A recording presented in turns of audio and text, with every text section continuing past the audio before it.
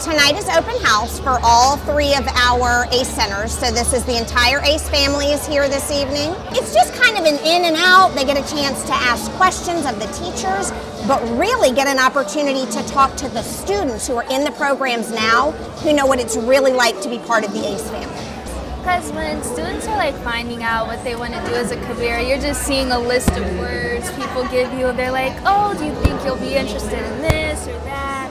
Like if you come out to here, you get to get to know the teachers who actually work in that career, and you can get a feel of if you like it or not, you know? So personally, I struggle with severe ADHD, so it's easier when I come here. This isn't the only reason, but I do better with hands-on learning, and there's a lot of that.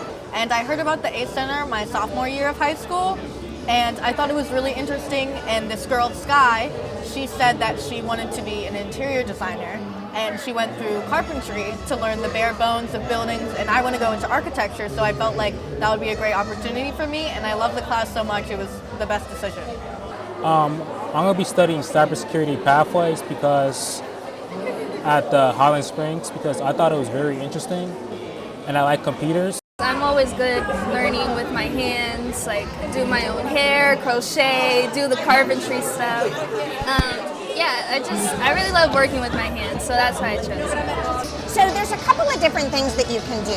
Definitely talking with your school counselor, but if you visit each of the ACE Center websites, there's amazing information that's there. Each of the locations have social media accounts that you can follow and see what our students are doing on the daily. If you also check out the Henrico County website with Career and Technical Education, there's links to the websites and all of the amazing programs that are happening at the ACE Center, as well as Career and Technical Education around Henrico County.